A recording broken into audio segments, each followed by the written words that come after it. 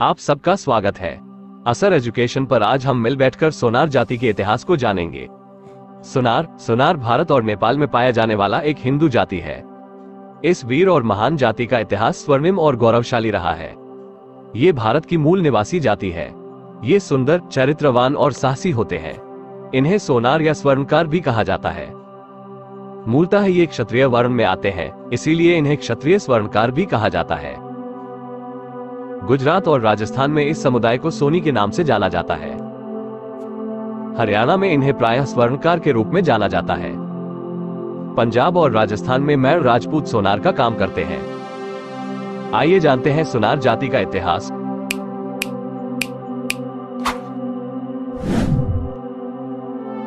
सोनार की उत्पत्ति कैसे हुई? सोनार का पेशा। इनका पारंपरिक पेशा सोना, चांदी और अन्य बहुमूल्य धातुओं से आभूषण का निर्माण करना और बिक्री करना और बहुमूल्य रत्नों का व्यापार करना है। ये दूसरों के पुराने गहने की खरीदारी भी करते हैं और उन्हें उचित मूल्य लगाकर पैसे देते हैं। गहना गिरवी रखकर ब्याज पर पैसा देने वाले सोनार कहलाते हैं। हालांकि सोनार आज भी अपने परंपरागत कार्य यानी कि सोने और अन्य बहुमूल्य धातु के आभूषण निर्माण और विक्रय का कार्य करते हैं। ग्रामीण इलाकों में रहने वाले कुछ सोनार परंपरागत कार्य छोड़ खेती भी करने लगे हैं। लेकिन बदलते समय में बेहतर शैक्षिक सुविधाओं और रोजगार के नए अवसरों की उपलब्धता के साथ ये अन्य पेशा और व्यवसाय को भी अपनाने लगे हैं, जिसमें वो काफी सफल भी हो रहे हैं। कटक के सोनार 1873। सोनार किस कैटेगरी में आते हैं? बिहार, उत्तर प्रदेश, झारखंड, छत्तीसगढ़, दिल्ली, हरियाणा, मध्य प्रदेश, महाराष्ट्र, राजस्थान, उत्तराखंड और पश्चिम बंगाल आदि राज्यों में इन्हें अन्य पिछड़ा वर्ग ओबीसी के रूप में वर्गीकृत किया गया है। सोनार की जनसंख्या कहां पाए जाते हैं? सोनार जाति भारत के सभी राज्यों में निवास करती है।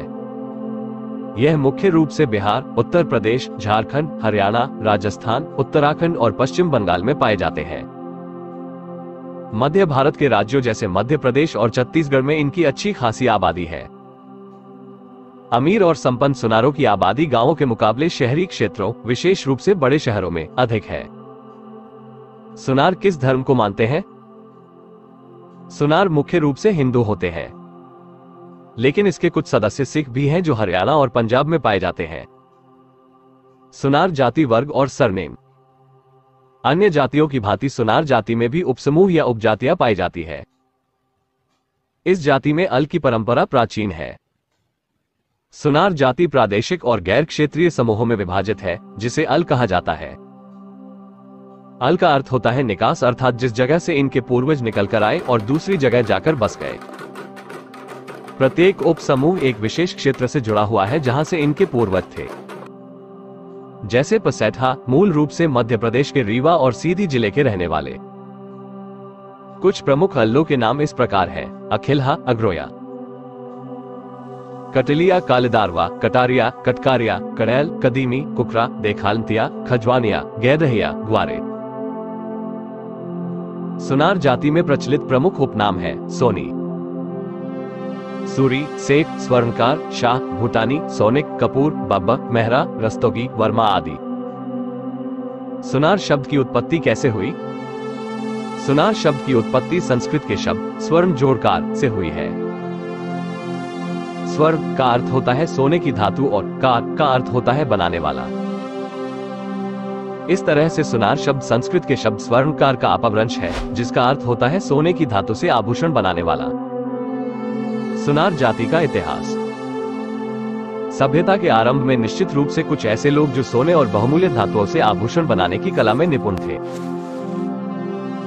पीढ़ी दर पीढ़ी काम करते हुए उनकी एक जाति बन गई, जिसे आम बोलचाल की भाषा में सोनार कहा जाने लगा। समय के साथ सोनार जाति के व्यवसाय को अन्य वर्ण और जाति के लोगों ने भी अपनाना शुरू कर दिया और वे स्वर्णकार कहलाए। इसका अर्थ यह हुआ कि स्वर्णकार किसी अन्य जाति के भी हो सकते हैं। सोनार जाति की उत्पत्ति के बारे में कोई लिखित दस्तावेज नहीं है।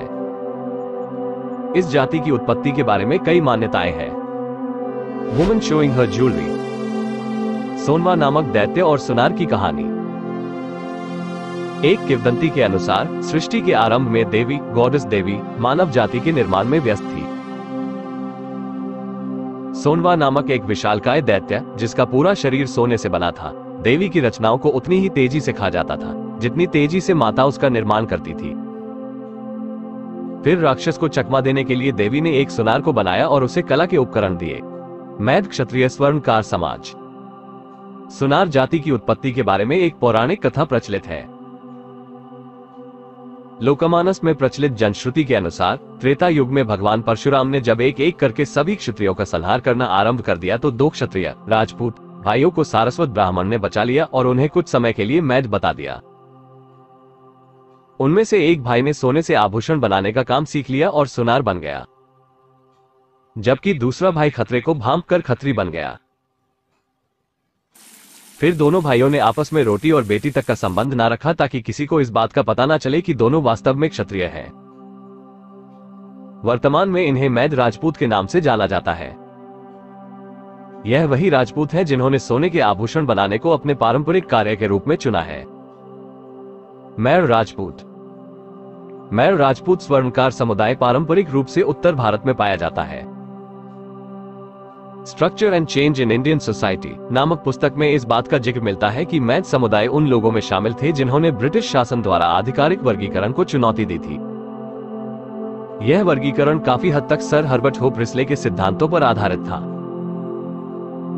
इस प्रणाली के तहत भारत के विभिन्न समुदायों को 1901 की जनगणना में सामाजिक संरचना के अंतर्गत वर्गीकरण करके स्थान दिया गया था।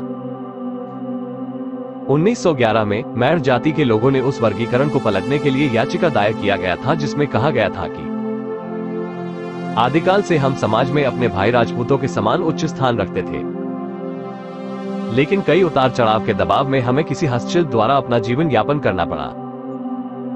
आमतौर पर हम कीमती धातुओं में काम करना पसंद करते हैं, इसीलिए हम समाज में सोनार या जौहरी कहलाने लगे। आज हमने सर्वशक्तिमान ईश्वर की कृपा और ब्रिटिश अधिकारियों के मदद से अपनी खोई हुई राजपूत प्रतिष्ठा और उपाधि फिर से वापस पा लिया है।